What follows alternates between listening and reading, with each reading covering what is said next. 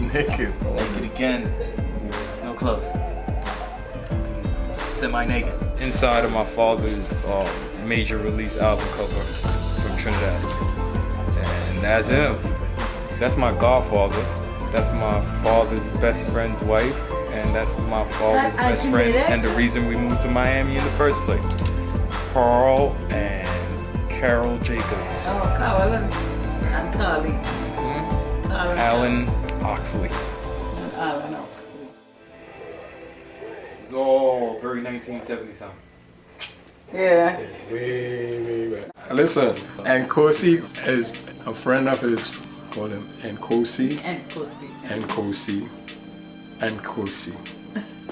And that was like a mantra to me after meeting his friend, knowing that this person here, I didn't know the person who at the time, his friend, and so close, and no change in behavior at all.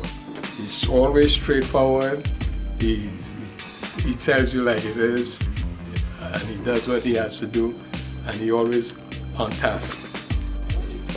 All the way up, nothing can stop me. We have some here if you're interested in looking There's mommy, take a picture. perusing these. I fit in that now. Yeah, look, I fit in it. I'll fit in it. Look at why I'm falling out the stroller. Y'all have me falling out the stroller. You heard yourself fall out the show. So what else is there? We live in Trinidad, and Costa was born in Trinidad in 1978, and we migrated to the US in 1981 on student visas. My husband Melvin here was a musician, and he went to Brooklyn College in 71 to study music education, music performance. When we come to America, and Costa was he was about 3 years old. We lived in Brooklyn on Ocean Avenue. Since his father is a musician, he would go to all his performances. And of course he was very enthusiastic. Always wanted to be on stage. Always rapping. Always, what do you call that? When he would do on his tap dancing. And never wanted to practice, but always wanted to perform. From birth, always enthusiastic, doing something, being creative. Since I was involved in the music business and as a musician, I would take him around so that he could get a little experience in what's happening, and he would be creating his own kind of how he would like to be as himself. So he's always the kind of person from birth to be serious.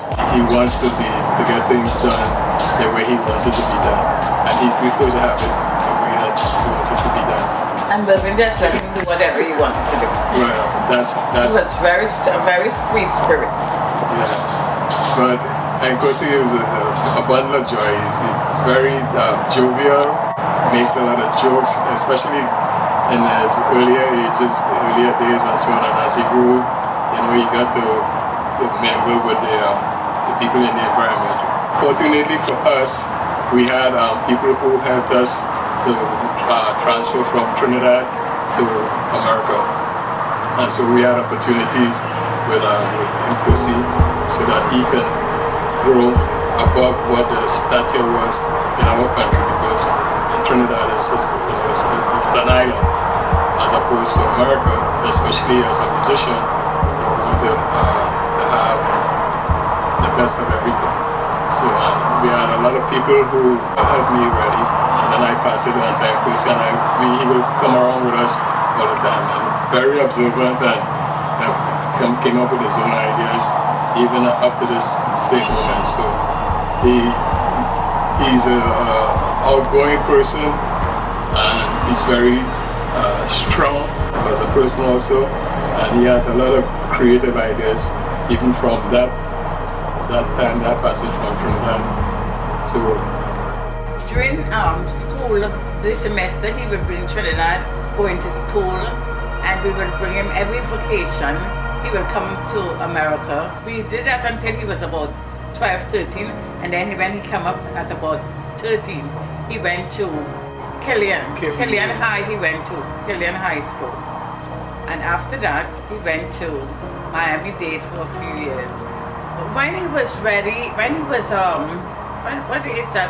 Well, I would say about 13, but he always wanted to rap. And I told him, you know, you could always rap, but you could be a doctor and a rapper, or you could be a scientist and a rapper. But he had other plans. He would start college and stop. But he was, I knew he was very, very intelligent, very smart kid. But he just did not want to go to college. my father was in another country and so on.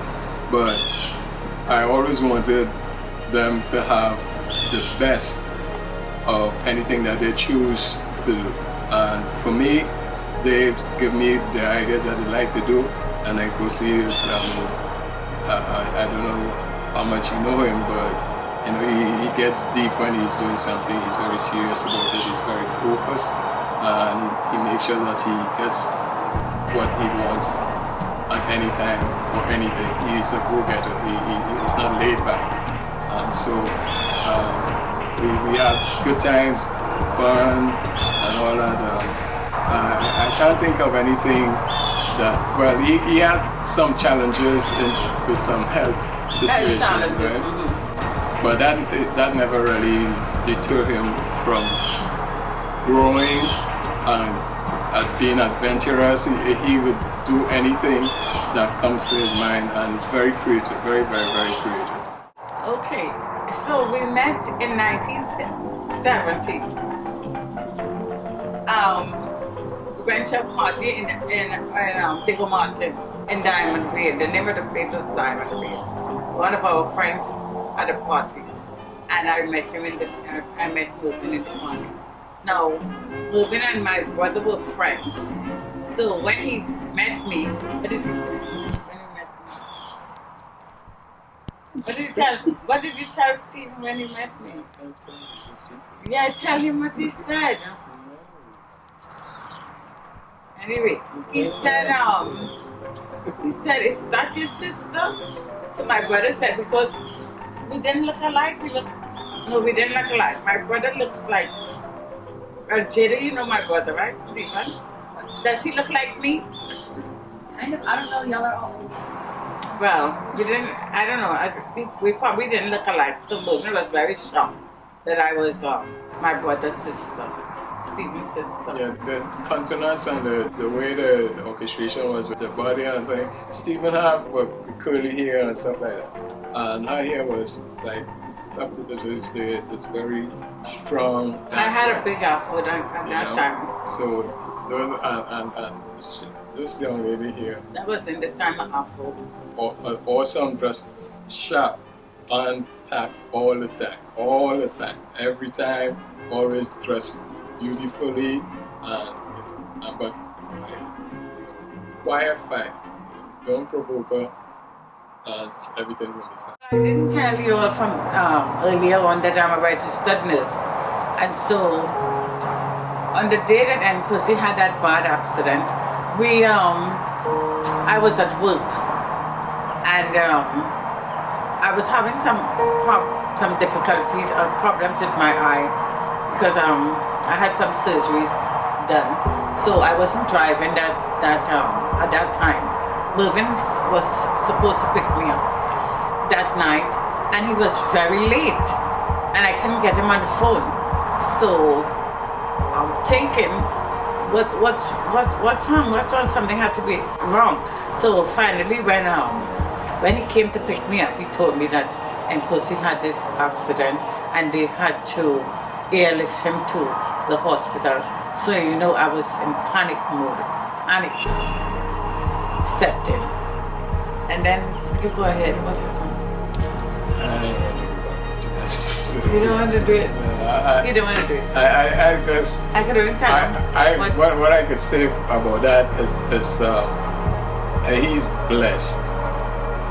Everybody is blessed, but he had the actual experience of being blessed and knowing that it's a blessing. If you understand what I mean. It's not like walking around and playing full or anything. NKOSI is a very serious young man. No, very serious. The medical problem that NKOSI has nothing to do with the accident. The problem that he has was from a child. He has what they call a cobra head in the canal of the urethra, and it's stopped it backs up the urine backs up to the kidneys, it backs up to the bladder, and then it spreads out into the kidneys. So he has had a kidney problem, so he had to have a kidney transplant. So that was another thing, apart from the accident. He had the operation in 4 years old, 2016.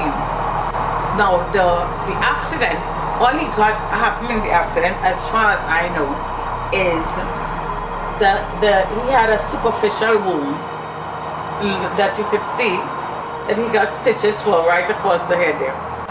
So that was from the accident. But the kidney transplant was another thing that was happening since he was a child. I'm very, very proud of NKOSI and what he has done with his life, with his marriage, his 3 children. He has a beautiful, loving wife. She does anything for him. She supports him in every way. I think together, she and I, we work together to bring NKOSI to where he is. We are a good couple, she and I, to take care of him. But he can ask for a better wife. Yeah, can ask for a better wife. And 3 lovely, lovely grandchildren. Look at that one. And they're lovely. All of them. They're so blessed. See, I remember everything. I have the details. Yes, you remember all of it. Yeah, I remember the whole thing. He'll see and you remember. That's how we have to work with. Yep, that's it. You see and she remembers.